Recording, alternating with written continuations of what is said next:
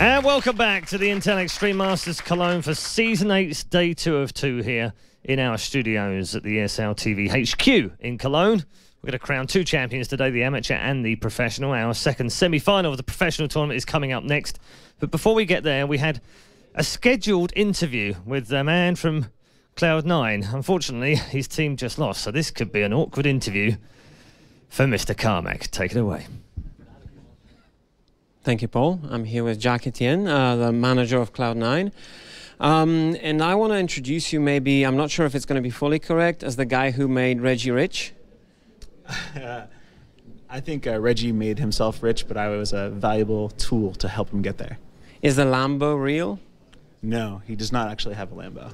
Okay, okay. Looks good, right? Yeah, it does. I retweeted that picture. Yeah. So you were for quite a long time with TSM, 1.5 years or so. Yes. Why did you choose to leave?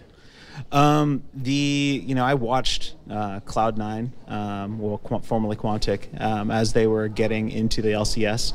We scrimmed them a lot. They had a 90% win ratio against TSM and pretty much any team out there. So I knew they were highly skilled. And when I saw the option for them to actually be taken on by me, I had to talk about it with Reggie, and he thought that it was a really good idea, and he supported the move, and that was all the encouragement I needed. I went for it.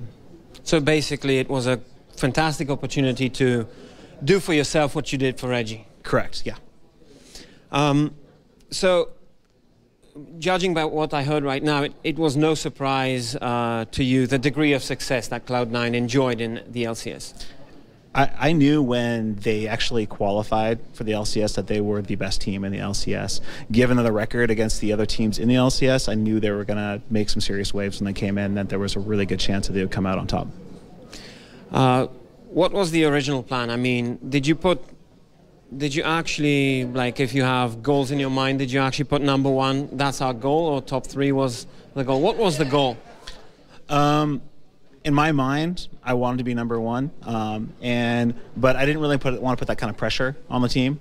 I just, when I told them, I just go out there, do your best, play strong, play well. But I was never putting you be number 1. I tried to keep it light and not pressure them. What makes the team work? What makes them the beast that they are in North America? They work really hard. It doesn't come without putting in the time. They're always scrimming, always trying to figure out how they can play better. They work very hard to be where they are. So they're pretty much the strongest team, or based on the last season's results, the strongest team in North America. However, if you look at the fame of the players, right, you've got TSM, the flamboyant personalities there. You've got your CLG, you've got your Curse, Dignitas. If you look at the Twitter accounts of all these teams, they're all above Cloud9. Right. Is that important to you at all, that the fame factor is still kind of behind the other teams? Do you feel like it's a fair point that I'm making? Well, yeah, I mean, the other teams are much more established, like CLG and TSM. They've been around for a while. They've got a really strong fan following. If we continue to do well, that will happen for us as well. But the other teams are where they are because of the time they've put into actually getting there. How do you plan to catch up? Is winning enough? It will happen naturally. If you look at the growth rate of our Facebook following and our Twitter following, it's growing at a tremendous rate. So I figure by this time next year, we'll be up on par with them. So whilst studying up for the interview, I was kind of doing a little bit of homework, and most of the people I spoke to said that Cloud9 does not seem to have, among the players that you have, does not seem to have that Ocelot, that flamboyant guy that the fans would really get attached to. All of them are very hard workers, excellent players, but not really, you don't have this Reggie, so to speak. Do you see that as a challenge when building the brand? I think that's going to come with time. I mean, right now, they're still like the new kid in LCS, and they're really focused on trying to prove their worth. So, the guys that you mentioned have all been around for a long time and had time to actually develop those personalities. They didn't just come out immediately and act like that and have that following. So that'll come with time. Which player would you kind of bet on for this? To be honest, to be your poster boy. They all have like very interesting personalities that I think people will find very interesting.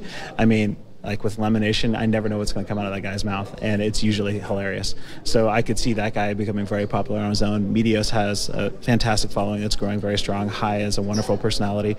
Balls is a great guy. So I think they all have something to show off. So it seems to me like, and correct me if I'm wrong, that you're basically basing the growth of your, let's say, empire, so to speak, because I assume, like every other American, you want to build an empire.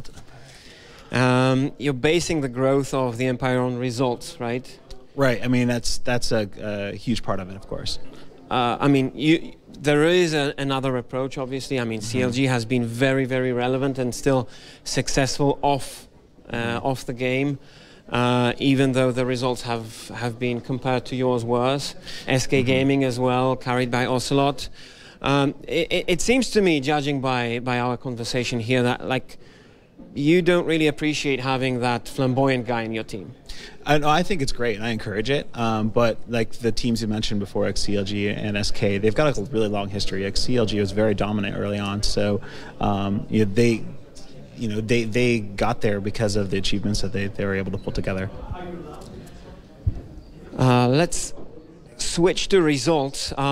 You've had an amazing LCS, and as opposed to being underdogs now, you're the team to beat. Right. Everybody's watching you, and the guys having won the season, they're naturally not going to be as hungry as in the beginning.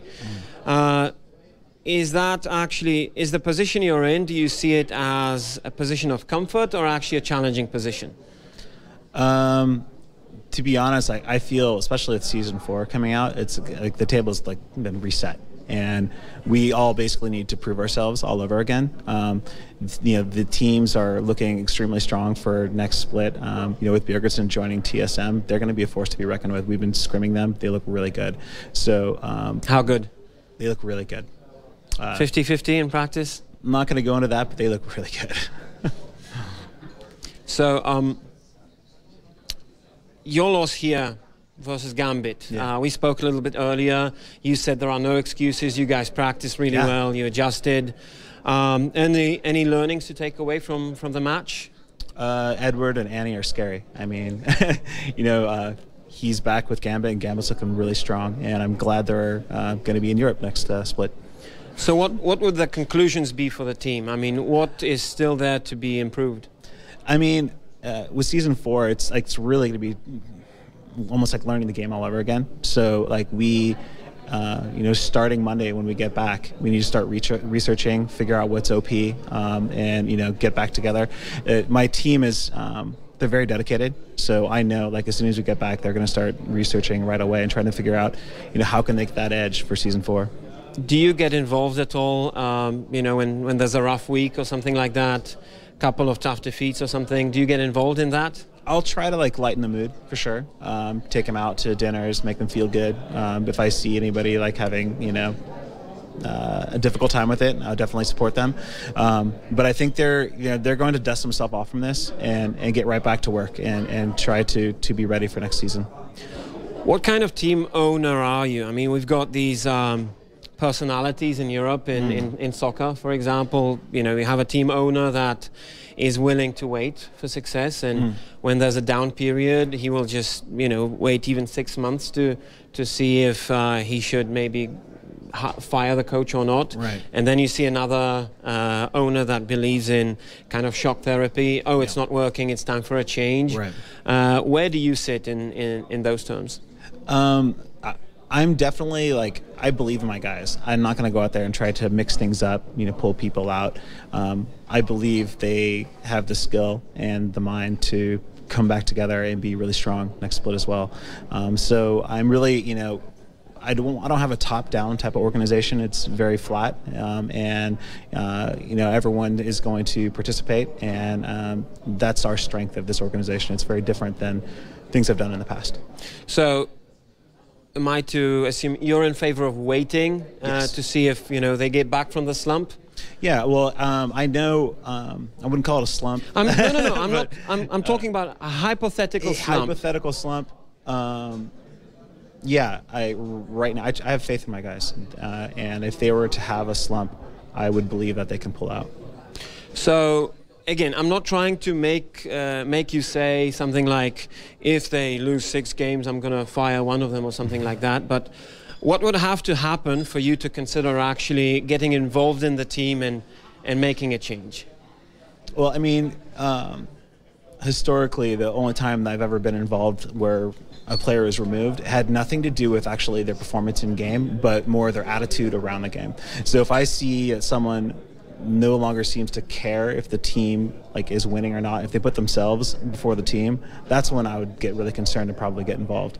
But as long as they're really focused on putting the team ahead of their individual goals, then I'm happy. Okay. Now, next question is, who's going to be your #1 rival to the title in the LCS next season? TSM, without a doubt. TSM? Without a doubt. They're going down. Do you have any doubt that your team will finish first? I mean, I think they're really good, so it's gonna be a struggle, but we're up to the challenge. So you're the favorites. We're gonna try really hard to be the favorites. Okay. Thank you very much for this. That was Jack Etienne, and after this we will see Red Eye with the experts to bring you the analysis for the upcoming game. Thank you very much, Carmack. Wonderful interview there with Jack from Cloud9. We're going to check in first before we talk about our next matchup with the schedule that we've got coming up as well, and also the brackets, just to show you what's going on here. If you weren't familiar and you weren't with us yesterday, then this is what you missed. Gambit Gaming coming through both of their games 2-0 against Cloud9 and against the Red. They now go through to the grand final. They will play either Fnatic or CLG, which is our last matchup, which is the one we're going to talk to now with Crepo and with Joe. We'll get into the lineups in a moment, but interesting first match, let's put it that way. Were you expecting Gambit to come out of the blocks quite that well against a team who were very good when we saw them in North America? So yesterday, Gambit were strong. They were a little bit sloppy, but and Gambit tend to do that against weaker opponents. I was going to say that's the tough thing yesterday. It was hard to kind of say, yeah, they played really well because they weren't playing with all due respect, a really good team. So how do you analyse? Today they were awesome. I mean, Darian was on point. Genja, for me, was I was so impressed with how he played. His positioning, he was aggressive. This was a very strong-looking Gambit team. They don't look like they've just had a member switch. Well, I agree. Darian was definitely on point in Game 1. Game 2, he was a little shaky. I think he missed some engaged moments where he could have just started the CC chain that Gambit had. But all in all, from a team effort, they did really well. They played it correctly. Any support coming out twice from Edward, any support being seen throughout the entire tournament, I hope teams start respecting it and just waste a ban on it, because it seems to be doing really well for every team that picks it up. Yeah. All right, let's move on to our second semi-final now. It's an interesting matchup for many reasons, of course, not least of which because we've got yet another America versus Europe battle, which we love so much.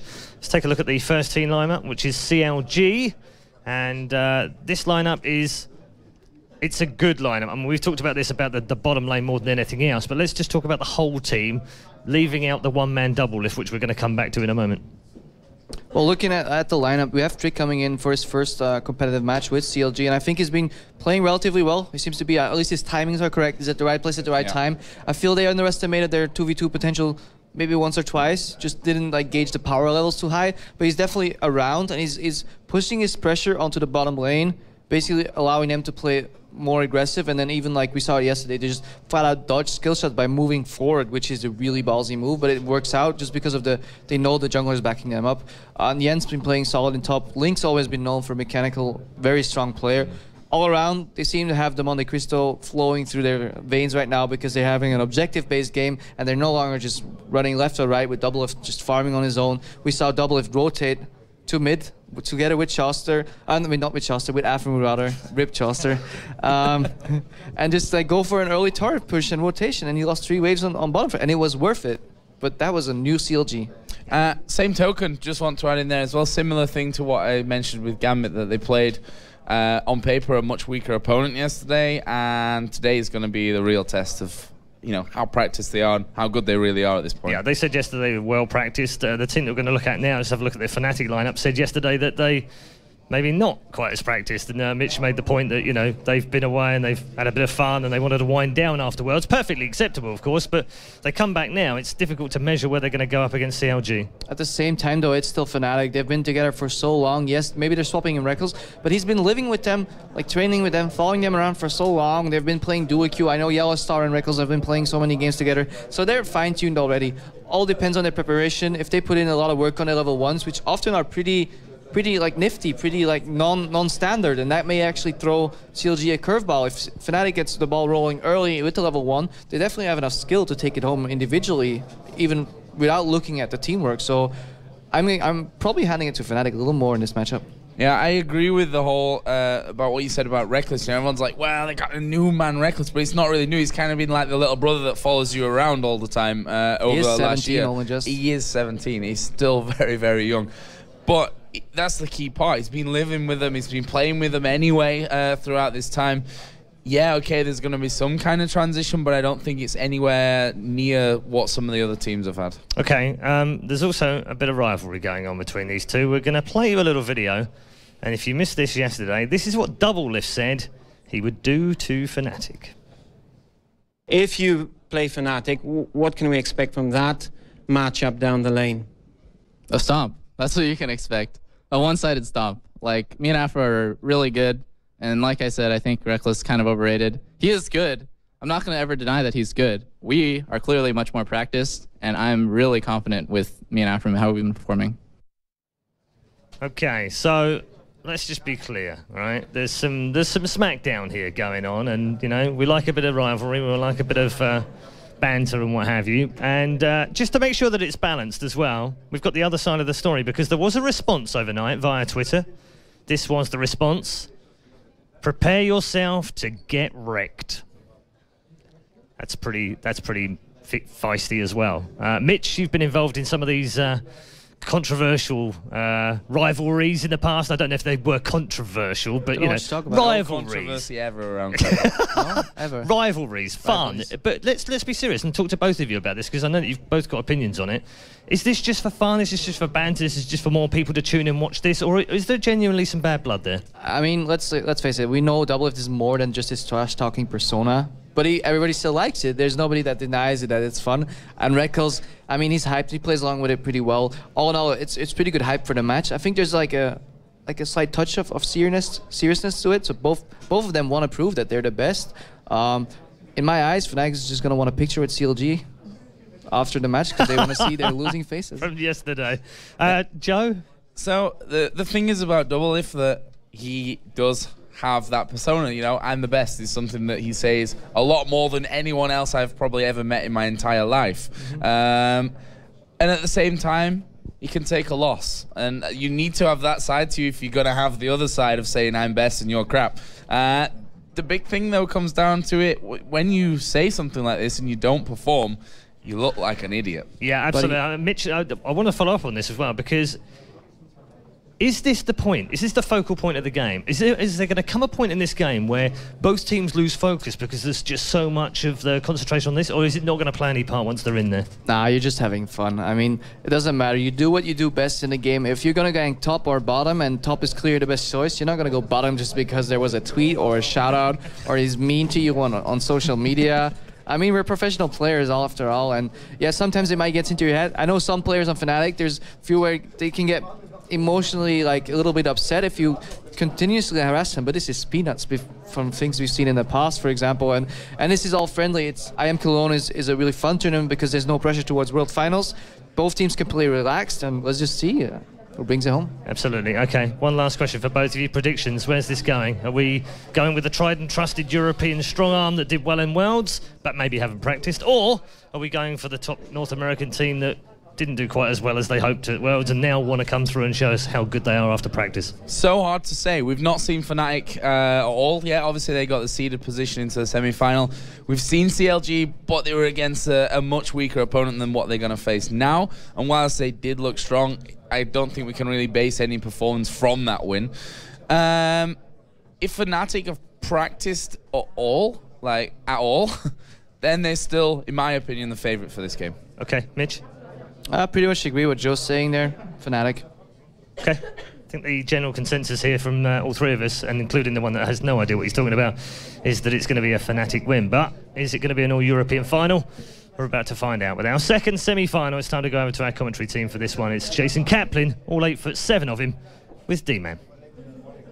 He just keeps on getting bigger. So, Counterlogic Gaming, they did well at Worlds, but unfortunately it was only on the analysis desk because they obviously didn't make it there against Fnatic, who themselves got 3rd place and a big fat check to go with it. Couldn't quite make it that extra step though, and also kind of showed up by Royal Club what their weakness was. All I can say is for this match, Demon, it's just in my head, it's just this meme I keep saying. It's like, this is going to be good. This is going to be good. I mean, the last one was incredible. This is going to be, I mean, this is like a build-up so much of Doublelift constantly saying he's better than Reckless. And Reckless saying, you know, I'm not really sure about that. I'm pretty sure I can take you. And it's finally coming into this moment where these two teams will go head-to-head, these two players in that lane together. And, you know, I'm honestly not sure who I favor the most. Well, the last time they went head-to-head was at IPL 5. It was Reckless that came out on top. They won 2-1, although everybody was claiming it wasn't just Reckless. I'm worried about Fnatic. What's going on with Peke there? The trophy blinded him. Yeah, I mean, we saw him sneaking on stream earlier with that trophy, but there is the young man, Reckless. Now 17, legal to play in the LCS. He was actually legal to play after the group stage at Worlds, but instead Fnatic chose to stick with Pushu, and rightly so, I think, because Pushu played incredible at Worlds. But now the Phenom, I think is safe to call him, has come in. We'll see exactly how he's performed. He was playing with Copenhagen Wolves throughout the he was keeping practice, the summer. Importantly. Kept practice, kept in the competition, kept in the tournaments. He was in the house as well with Pushu. So, you know, these guys have all gelled together. They're all set up now in the house here nearby in Cologne, so they are very much prepared. Of course, they're up against Counterlogic Gaming, the daddies, the granddaddies, I guess you could say. But it's a new Counterlogic Gaming. You know, there's no one in that lineup that was there back in 2010 when they won the World Cyber Games. It is a very new lineup. But Doublelift and Aframu, Link yesterday, right there on your screen, he played fantastically well. And actually out-farmed and out-killed Link, Doublelift for quite most of the games. Well, there you go. And, you know, to me, Afrolift is the best bot lane combo in North America. Rush Hour. Rush Hour. Yeah, Rush Hour. That's what they call themselves, at least. Like, it is ridiculous how good Aframu is. I'm going to say it time and time again because he was previously an AD carry, but to keep that in mind. He knew how to play the lane. He knew how to be aggressive, when to be aggressive, etc. He's now playing support, and you've seen, I guarantee you've seen the videos of him. They both actually switched roles, because Doublelift used to be support as well. Oh, there you go. Yeah, I mean, they're both synonymous with the same roles. And honestly, I think they are easily the best combo in North America. In the world, I'm not sure, because it comes down to how much they practice. And, you know, CLG yesterday, it wasn't the Doublelift show. It was, I mean, yeah, he got a lot of kills, it was really impressive, but it wasn't, let's feed everything to Doublelift. Let's have him carry everyone. Let's protect him. Everyone on the team, just like you said, Link, everyone playing well, even Trix coming in doing a fantastic job. And I want to see, can they come up to the pressure, though? They have a huge match here, probably one of the biggest in this year for them. And it's going to be such a tough one. Like, who do you favor? Because we heard Joe, we heard Crepo. They favor Fnatic. There's no question about it. Fnatic are the strong favorites. This is CLG that didn't make it to Worlds versus Fnatic that got 3rd place, and if they would have turned up on the day, could easily have been in that World Finals at the Staples Center. But it wasn't the case. Some players actually felt the pressure, and Peke being one of them. I know I was there on the day in the Galen with the semifinals. These guys were really nervous. It's the first time I've seen Fnatic really feeling the pressure. But right now we're into picks and bans, and I was just about to say, we talked about Trix. Yesterday he played at least twice, and now it's being banned out. Yeah, he went 6-1-10 in his games yesterday with that, and you obviously want to take it away. You want people out of their comfort zone. But, exactly, yeah. You know, I keep thinking, though, nowadays, it's impossible to take someone completely out of their comfort zone because there's so many champions to pick from, and there's only a limited number of bans. So people are going to be comfortable on these other champions, but, you know, get them out of Elise. Make them play something else and kind of favor yourself a little bit more. Nearly left open. Peke is going to take that one quite easily. It can be Soaz, though. That's the thing. This was one of the issues with Fnatic. Every time we did research on him, it's like, who do you pick ban against them? Actually, it's very tricky because a lot of them have a large champion pool. Soaz effectively could play anything in that top lane. Cyanide in the jungle has got a really large setup. They're actually in the wrong order on the pick bans, but we won't worry about that. I'm sure they can deal with it when we get in game. Peke as well. He's got a massive variety of champions, and we can see the fact that Cassidy and Lissandra was taken away from him. They don't want to use that burst on him, but again, it leaves exposed. I mean, Zed we've seen actually not have that good a performance. Kha'Zix's in there. There's so many champions he's so good at. There's also one thing that you're missing. We saw Yellowstar play Shen top lane once, and so has playing support as Blitzcrank in